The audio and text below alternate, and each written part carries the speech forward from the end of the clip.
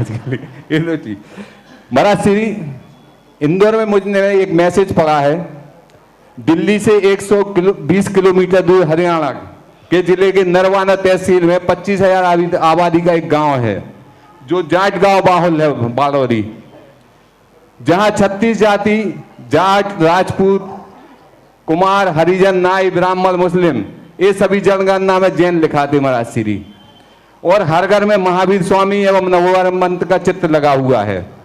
अधिकांश सामायिक वासस्थान का करते हैं। ये लोग 150 वर्षों से पूर्व जैन अंकुर फूटा था। कम से कम इस गांव में 44 जैन संत बन चुके हैं, जैन संत बन चुके महाराज जी, जिस भी अनुयायी में गए होंगे। और मुस्लिम समाज के लोग भी शाकाहारी हैं, सामायिक करते हैं, जैन परंपराओं का पालन करते हैं। महाराज श्री, इसमें मेरा प्रश्न ये है कि ये 25 जाति या 36 जाति के जो भी लोग हैं, ये तो जैन लिखते हैं महाराज श्री, लेकिन अपने जैन समाज के लोग ही जैन लिखने में कायरता दिखाते हैं महाराज श्री। तो हमारा निवेदन है महाराज जी कि आज आपका ऐसा संदेश पूरे देश में जाए कि पूरा भारत देश अहिंसामय हो जाए और सभी जैन धर्म के अनुयायी बने और जैन धर्म का पालन करें महाराज श्री। नमोस्तु नमोस्तु नमोस्तु। जिस गांव की आपने चर्चा की है वो जैन हैं और सभी लोग वहाँ श्वेतांबर परंपरा के साधु बने हैं, 40 साधु बने हैं जो, और वहाँ सभी लोग जैन धर्म मानते हैं। बहुत सारी जातियों में बनते हैं, जैसे कई लोग मानते हैं खटीक है, अहिरवाल है, फिर भी वो जैनत्व को प्राप्त होकर के जैन धर्म अपना लेते हैं। अब दिगंबर धर्म इसलिए नहीं अपना चाहते कि दिगंबर धर्म मानना तो लोहे के चने चबाना है,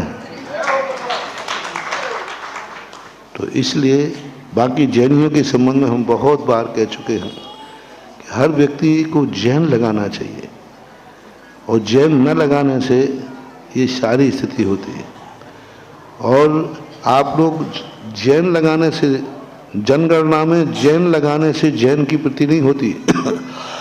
हमें एक जनगणना वाले ने कहा कि बोले जैन लगाने से काम नहीं चलेगा, एक जाति का खाना आता है, तो जाति का एक खंड होता है, 3 स्थानों पर जैन लिखना है। एक तो नाम के साथ जैन लिख दो, कुछ नहीं होगा।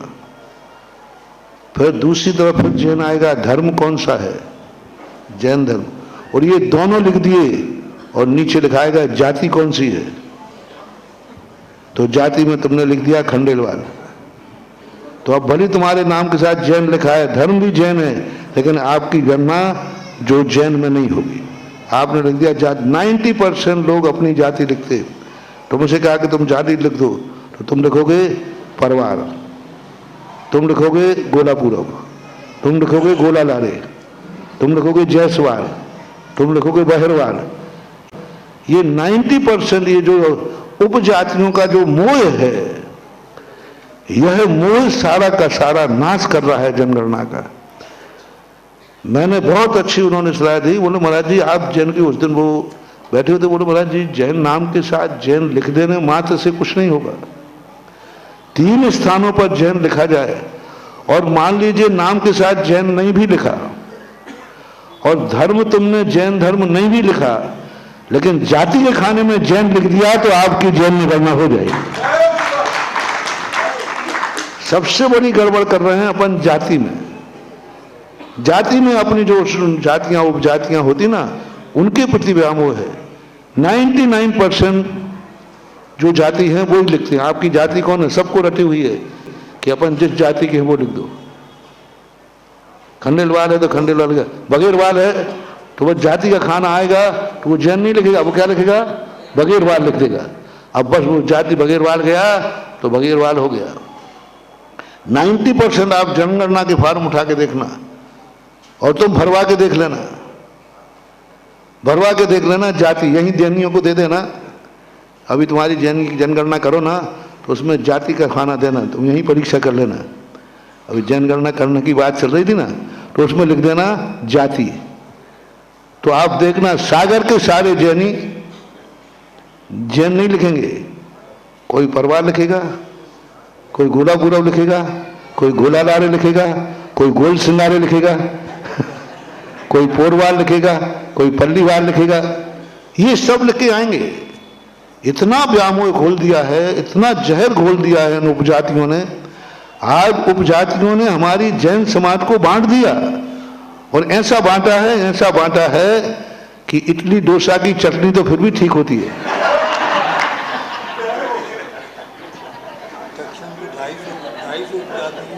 हाँ, ऐसा बांट दिया, और कट्टर, उनको जैन शब्द से मतलब ही नहीं है। वो तो उपजाति में कहते हैं हमारी ये और तुम्हारी ये, और उसी में इतने राग द्वेष हो रहे हैं, इतनी राग द्वेष हो रहे हैं कि आप सब लोग जानते हैं।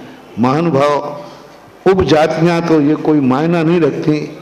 जितनी उपजातियां हैं ये माँ तुम्हारी गांव से संबंध रखती है, किसी राजा के संबंध रखती है। तुम्हारी ओरिजिनल जाति तो जो तुम्हारी वंशानुगत है वो तो हम सब की जाति एक ही है, जिसका नाम है जैन जाति। तो ये प्रचार करो कि जाति के खाने में जैन लिखना शुरू हो जाए। जाति के खाने में तुम परिवार मत लिखो, गोलापुरा मत लिखो, गोला लारी मत लिखो, बघेरवाल मत लिखो। जाति के खाने में पूरे फार्म में कहीं उपजाति का नाम मत लिखना। थोड़ी सी उपजाति लिखी नहीं और तुम्हारा फार्म गया, अब वो जैन में गणना में नहीं आए।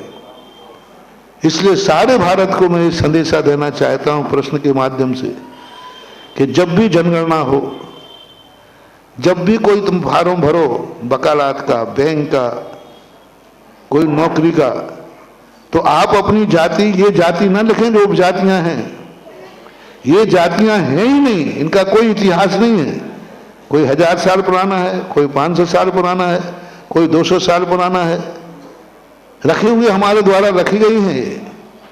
मूल जाति है। जब भी तुम कहीं फार्म भरो, जाति के खाने पर जैन ही लिखना चाहिए। जनगणना के फार्म में तो तुम्हारी उपजाति कहीं भी धोखे से भी मत लिख देना।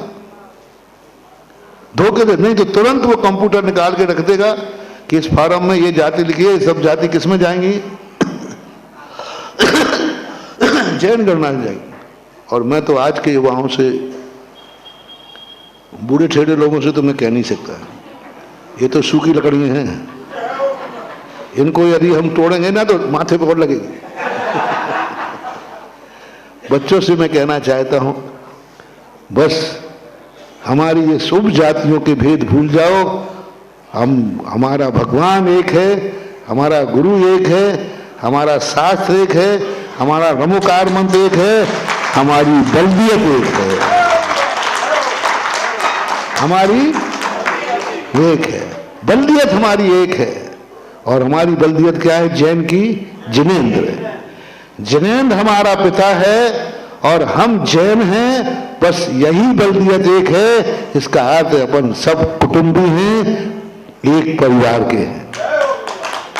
उपजातियों का ये जो भेद है, बूढ़े पुराने लोगों के छोड़ो, ये सब उस समय एक कसाई थी, बैठे ठाड़े, कुछ काम धंधा तो था नहीं कुछ ज्यादा।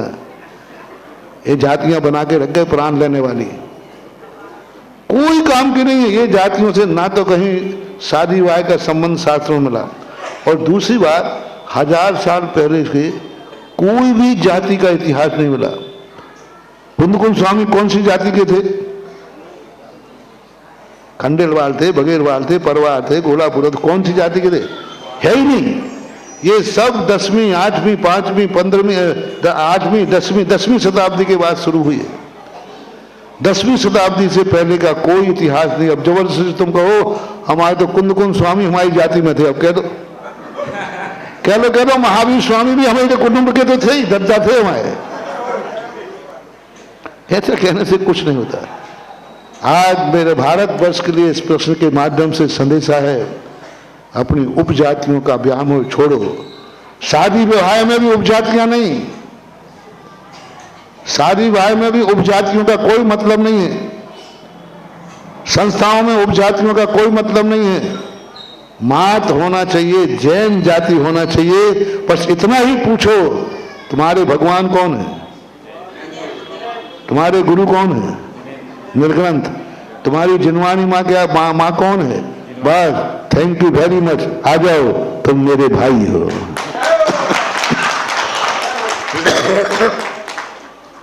तो अपन बचेंगे, अन्यथा ये उपजातियों का व्यामोह जैनियों को जीरो पे ला देगा। इतने जीरो अपन है नहीं जितना जनगणना में हो गए हम। आज भी हम करोड़ों से ऊपर हैं और हमारे लिए 45 लाख 40 लाख की संख्या बता रहे हैं।